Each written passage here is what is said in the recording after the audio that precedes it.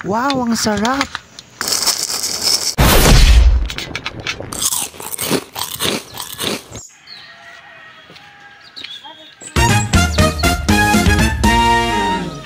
For today's video ay mangunguha tayo ng alimango. Ang kasama natin mula pa sa Barangay Di Calachao, Kuya Gerson Rautu. Alright, paalis pa lang kami dito ni Kuya Gerson at kita nyo naman binitbit niya na ang balsa. Dito na kami sa ilog ngayon at napakaganda ng sikat ng araw ngayon kung makikita ninyo.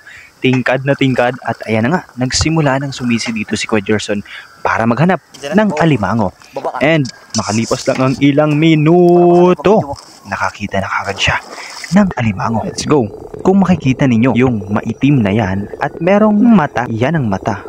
Yung bilog na yan, yan po ay alimango. At pagkuha niyan, dadakutin sa likod, idiretso, shoot dito sa basket o sa kanyang dalang sibot. Kaya naman, first catch natin ngayong araw. Eto na guys, medyo malabo pang ating camera pero huling-huli na ang alimango na ito. Labo. Dali na yan. Huli ka. 1-0. May ulam na, may pambinta.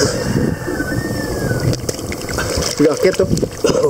Dinala muna namin sa tabi ang alimango para talian. Ganito nga pala magtali ng alimango guys. Tingnan nyo ha. Tingnan nyo mabuti para tayo matuto. Una apakan muna natin sa likod. Tapos kuha tayo ng straw. Ayan. Susuot muna sa ilalim. Pero ingat tayo kasi inaangat ng alimango ang kanyang mga sipit para kagatin tayo. Ayan. So ito na nga guys. Ganito ang pagtali ng alimango.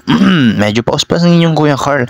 Kaya pagpasensyahan nyo na ang aking boses. Let's go. Ayan. Tatali siya dito sa una sa sipit sa pagitan ng kanyang pangkagat. At iyan. Ay, kung ikaw ang kinagat ko, ha? Simula sa likod, papunta sa harap. Ayusin mo naman mag-explain. Sa likod, papunta sa harap, paikot-ikot lang guys. And ganun din yung gagawin sa kabila. Pareho lang ang proseso ng pagtali niya. Ay, kung ikaw ang tinalian ko dyan. Yan, paikot, 3 ikot lang magkabilang sipit. Tapos ilalak na natin dito ng 2 beses. Kahit 3, walang problema. Basta malak natin dito ang pagtali ng alimango para mas hindi siya makawala. Siya nga pala, ang paghanap ng alimango, kapag lalo na nasa ilog ka, kailangan mong hanapin yung bakas niya. Yung bakas ng kanyang mga paa para makita ka ng alimango. And base kay Kuya Gerson, kung saan papunta ang hukay ng kanyang mga paa ay doon ng direction kung saan natin makikita o matatagpuan ang hinahanap nating alimango.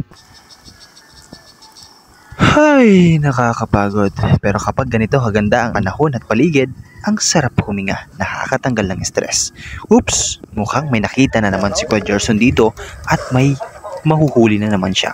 Kaya naman kapag kaganito na kinuha na ni Kuya Gerson yung basket niya, alam na this. Ibig sabihin, may nakita na naman siyang alimango. At yun na nga, abangan na lang natin kung gaano kalaki ang nahuli niya. Pagdating sa ganitong larangan guys, alam nyo ba na si Kuya Gerson ay sobrang napakabitirano na. Ilang taon niya nang ginagawa ito. Kaya naman, tingnan nyo, ayan Pangulam daw, Kuya Carl. Narinig nyo yan guys, mukhang bibigyan pa ako ni Kuya Gerson ng pangulam. Ang sarap na imagine ko na. Guys, kaya abangan nyo mamaya, magluluto tayo ng alimango. Sama-sama tayong matakam at kumain ng alimango. At yan na nga, tinalian niya na. And tingnan nyo naman, ang ganda ng view. Wow! This is it. Oops, may nakita na naman siya at mukhang malaki. Mukhang malaki ang isa na to.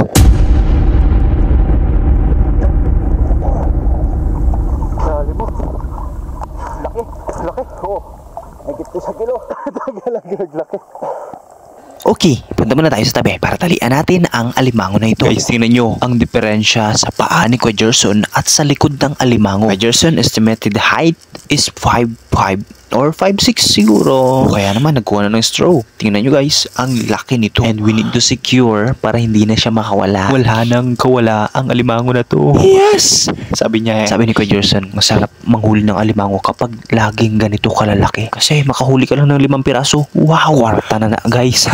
Kwarta na gyud. Kasi ang kilo nito is 700 to 800 pesos. Nagdi-deliver siya sa mga restaurant sa Corot. Tingnan nyo ang laki kailangan gilan ng maayos, baka makagat tayo. Ang laki pa naman. Sa sipit pa lang, ulam na. Pero hindi tayo makaulam nito kasi wala tayong kwarta. Poor lang po kasi kami guys. Mahirap lang. Nagdrama. Huwag ka naman ganyan. Huwag ka magdrama dyan. Pero anyway guys, ito ang hanap buhay ni Kuya Gerson, ang pang-aalimango. Minsan naman nangunguha siya ng binibenta niya sa mga restaurant or sa malalaking hotel sa Coron. Huwag niyo ikahiya yung mga ganitong hanap buhay kasi marangal ito at kumikita siya ng maayos. Kumikita siya ng malaki. Pantustos niya sa kanyang pamilya. And I'm very proud sa mga parents dyan na naghahanap buhay ng maayos, na naghahanap buhay ng marangal para mapakain ng kanilang mga anak, ng kanyang pamilya, na matustusan ng maayos ang kanilang pangangailangan. And salute sa mga parents natin dyan na masisipag. So ayan na, pinictura namin. O binidyuhan pala. Sorry naman. Tingnan nyo, ang laki, di ba? Wala akong pambili nito kaya balik ko na kay Kuya Gerson. Oh, yan ang Kuya Gerson. Huwag ka na magsimangot dyan, Kuya Gerson. Hindi ko naman kukunin yung alimango mo. So ayun guys. Tara na Kuya Gerson, manghuli pa tayo. Wait lang, Kuya Carl. Music please. Oh, ayan na. Sige na, patugtugan na natin.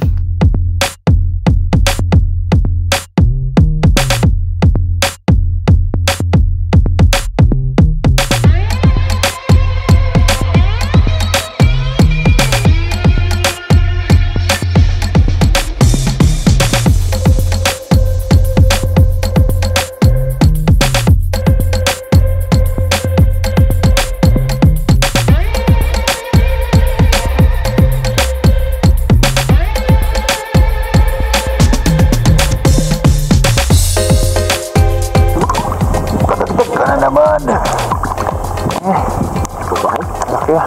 Tinalikod. Yan na yun, may bakas dito na kita. Laki ah.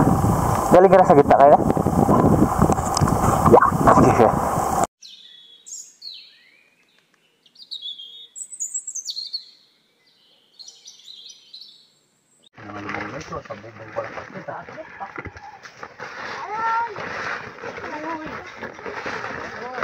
Uy, labas.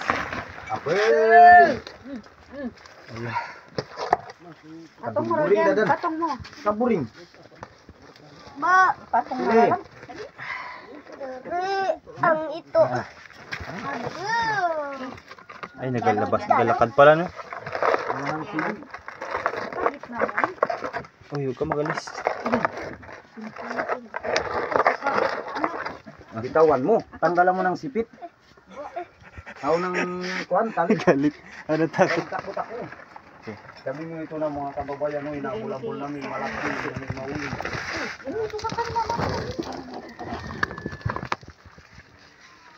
Sige, alay. Huwag kasama pa rin ito mag-deliver eh. Ang mukha mo ang pangit.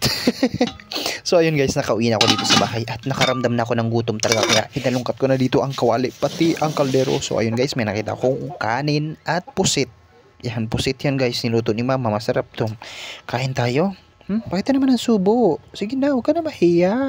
Wala ka namang hiya. Yan, kumain ako dito guys kasi nagutom ako sa pag-video kanina kay Kuya Gerson. Pangalawang subo. Oops, kuha tayo dito. Meron din dito karning manok with patatas. Ang sarap nito. May salsa pa siya. Tapos nilagyan ko na rin ng, ano ba yan? Yun, yung pusit kanina. Laki ng bunganga mo. Ano, sarap? Sarap daw guys. Paingit-ingit ka pa, hindi ka naman namimigay. Tingin pa. Sige, tingin pa. Sige ka lang kain dyan. Focus lang sa goal boy. O, pusit. Kita mo pa ha. Subo mo na yan. Oops. May mga taong dumaan, baka makita ang subo natin. Uy, dito tingin. O yan, o, subo. Laki ng bunga nga. Makas mong kumain ha. Ay, inulit pa talaga. O, laki ng subo mo. Goods ka na, busog ka na. Kuya Carl's Vlog. Wow, pa-transition ka pa. Uy, sino mga naka-experience nito guys? Yung kanin, ipupunas mo sa kawali o sa kaserola kapag may natitirang sauce. Ang sarap. With pusit. Subo. Isa pa. Sarap kumain. Natatakam tuloy ako habang nag-e-edit ako nito. Parang gusto kong kumain uli. Pwede bang balikan uli ang panahon na yan? May hugot.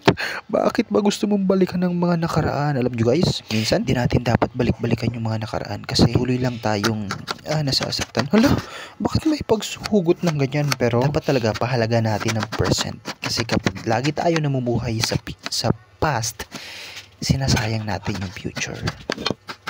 Oh, tama yun. Pero magluto na tayo. Ito na. So, nagtadtad na dito si Papa ng sibuyas, bawang, kamatis, sili, kalamansi, ayan. ang ating recado for our. Kagaya ng sinabi ko kanina, magluluto tayo ng magic sarap at paminta. Hoy, hindi magic sarap at paminta. Yan oh, yung alimango na binigay ni Kuya Gerson, 3 piraso. Yan guys, solve na solve tayo dito. Mahigit 1 kilo. Kakain kami dito mamaya ni Mama at ni Papa. Ang sarap nito for our dinner. Dinner ka pa. Hapunan lang yan sa Tagalog. Basta yun na yan. Kakain kami mamaya. Actually, habang nag-edit ako nito, natatakam pa rin ako. Parang gusto ko pa rin kumain. Yan na yung alimango guys. Nalapuan na and nilagay dito. Set aside natin dito sa plato. At ginisa ang... Ano ba yung una mong ginisa dyan pa? Pa! Anong una mong ginisa dito? Okay. Bawang yan. Ay, oo nga pala. Bawang. Bawang guys. Yan. Tapos, bawang ba yan? Oo, bawang yan. Tapos nilagay din ng luya. Nahalo na rin yung kunting sibuyas. Yan, sibuyas, bombay. Ginisa niya na. Sibuyas. Ang gisado para ma-mix-mix. Mekos-mekos. Uy, bakit mekos-mekos? Ayan guys, si Papa ang ating kusinero for today's video. Si Papa ay magaling magluto. Oo, magaling yan. Mr. Chef yan eh. Tapos nilagay niya na yung kamatis, yung carrots. Uy, bakit ng carrots? Kaarte nagsalita ba? Carrots. Oo, carrots. Tapos nilagyan ng sauce with favorite color. Favorite color? Food color? Buang. Ala, sorry lang. Nakasabi ako ng maling words. At yan na nga, binuksan niya na rin yung alimango. Tapos ni-set aside. Oh, may English pa. Tapos nibuksan ulit. Tinignan, well, check kung gaano nga ba kataba itong alimango. Let's open the door. Wow, look at the sauce. Oh, ang sarap. And then, the other one. Pangatlo na to guys ha. 3 lang naman kasi ito. 3 piraso lang tong ating naluto dito. So, ayan na nga. Nibuksan ulit. Wow, look at that. It's so delicious and so sabor. Sabor. Oh, sabor yun. Sa ko yun eh. Sabor. Ang sabor. Ibig sabihin niya, masarap sa Tagalog. Ayan na. So, nilagay na sa kawali and boom! Palapit na tayo sa pinaka malaking piging na mangyayari ngayong gabi. Malaking piging? Ang alam ko sa piging, yung ano yun eh, yung pag-aalaga ng baboy. Hala, hoy, mali yan, hindi yun, iba yun. Tapos yan, tinakpan na ni Papa and konting transition tayo dito and ayan na nga, pagkalipas ng ilang taon. Hala, ilang taon na nga, ilang minuto lang boy. Kumulo na, tapos nilagyan natin ng honey. Ala, kantahan niya pa nga talaga. Tapos hinalo-halo ni Papa in 1, 2, 3, 4. Bakit may 1, 2, 3, 4 dyan nakalagay sa ano? Ala, uy, luto na guys. Wow, look at that. It's so delicious. Tingnan nyo kung gaano katabayan. Tapos talagang inabsorb ng alimango yung sauce na ginawa ni Papa kanina. And kaya naman sa sobrang sarap nito, hindi na namin napigilan. Tinawag na namin si Mama, pati yung mga kapitbahay. Hala, uy, hindi mo nitawag yung kapitbahay dyan. Kayo lang 3 nagkain dyan. Piling-piling ka na naman. Tapos siya na nga. Ay, may sili pa oh. Mahilig kasi kami sa maanghang guys eh, pero hindi ako kumakain ng sili. Ano daw? Ayan na, first bite natin. Look at that. My mama, me and my papa, my brother and my sister is in the other country. They are studying their school. Oh, ano daw? So ayun na guys, tingnan nyo kung gaano kasarap ang alimango dito. Fresh and delicious. Oop, ni-intro pod si Mama oh. Pa-flex pod ng alimango ha. Oh, oy, haba. Oh, napatingin tuloy ako sa kanya. Ay, napatawa siya. Oh, happy family yan. Always love your parents because they are your parents. What? I love my parents every time. Thank you for watching guys and sana marami kayo natutunan sa ating ginawa ngayong araw. Bye. Thank you for watching.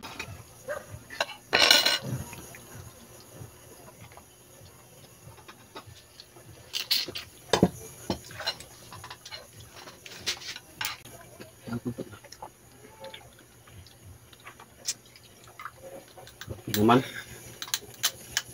Kunti man sa'yo mo. Tagan mo din. Hindi pa nga maka isang lagok eh.